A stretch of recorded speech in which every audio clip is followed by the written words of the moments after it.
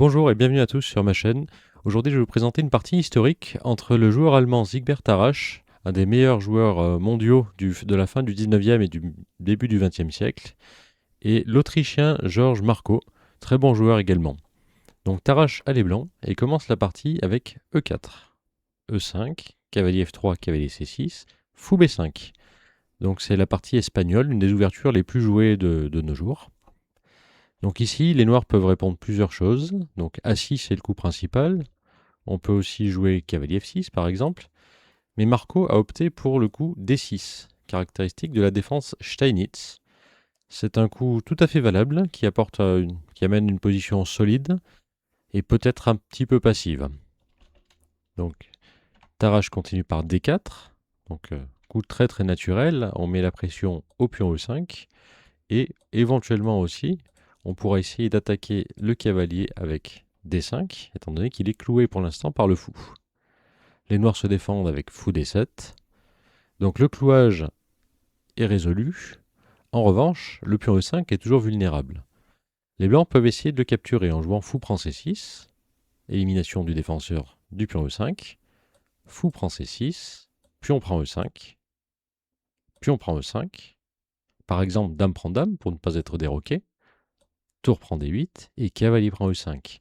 Mais à ce moment-là, les noirs se vengent sur le pion E4 et obtiennent une très bonne position avec un fou très bien placé au centre qui attaque à la fois le pion G2 et le pion C2 et une tour qui est déjà développée sur la colonne D.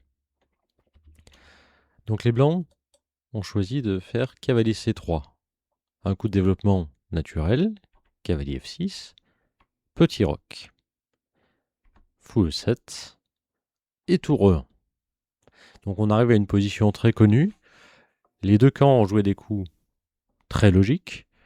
Les noirs sont peut-être un petit peu moins bien avec leur fou enfermé, mais là ils vont commettre une erreur qui en apparence ne semble pas l'être, mais une erreur fatale avec le coup petit roc.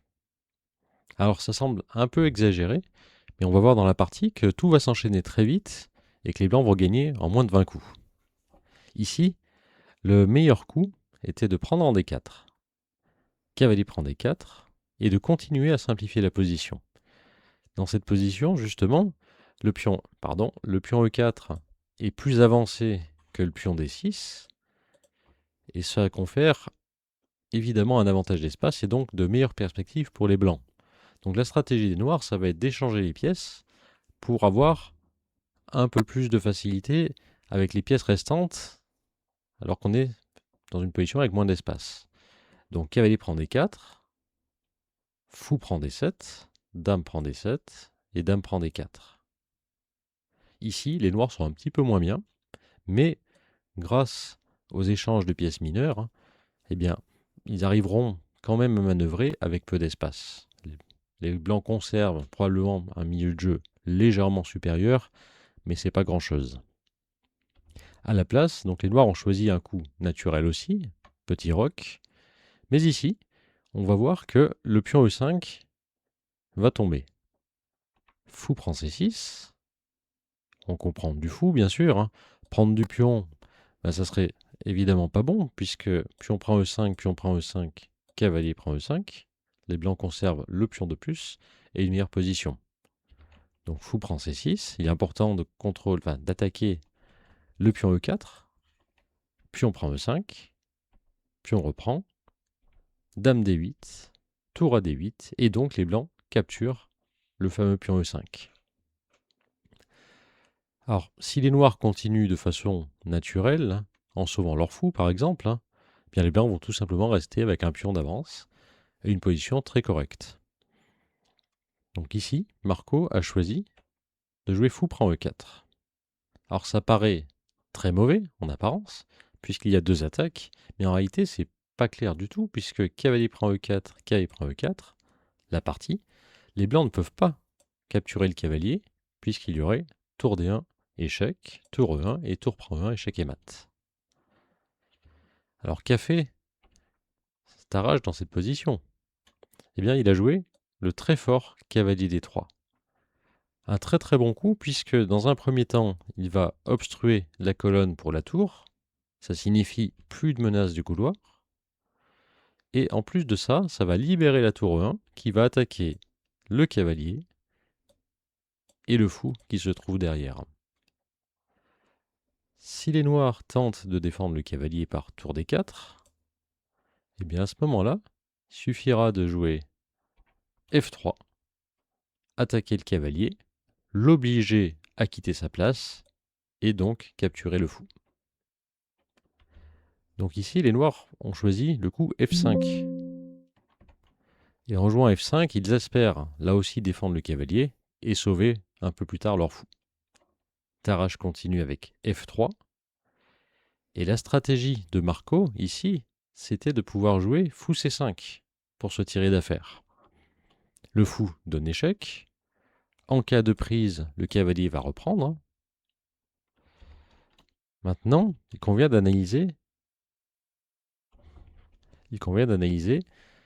les coups de roi. Parce que si vous jouez roi F1, vous gardez la menace sur le cavalier, et si le cavalier bouge, eh bien vous capturez le fou. Mais ici, ce n'est pas grave. Le fou peut reculer, puisque le cavalier peut être pris, mais en retour, pion prend E4, échec à la découverte, et attaque le cavalier blanc. Et si les blancs tentent de le sauver en F4, protégé par le fou, eh bien on va tout simplement jouer G5, exploiter le clouage et récupérer la pièce. Autre option possible aussi, le roi peut aller en H1. Mais ici, les noirs peuvent jouer cavalier F2 échec et provoquer l'échange des cavaliers et donc sauver leur pièce. Par exemple, cavalier prend F2, fou prend F2, et il n'y a plus de problème pour les noirs. Une autre variante amusante pourrait être de jouer tour prend D3, avec l'idée que si pion prend tour, eh bien on va jouer cavalier F2 échec, roi G1, et là, cavalier D3, échec à la découverte, et on attaque la tour en même temps. Donc revenons à la partie. Donc fou C5 semble sauver les noirs. Mais ici, Tarrasch a calculé plus loin. Il a décidé de capturer ce fou, comme je vous ai montré tout à l'heure. Cavalier prend C5. Et dans cette position-là, il y a un coup gagnant.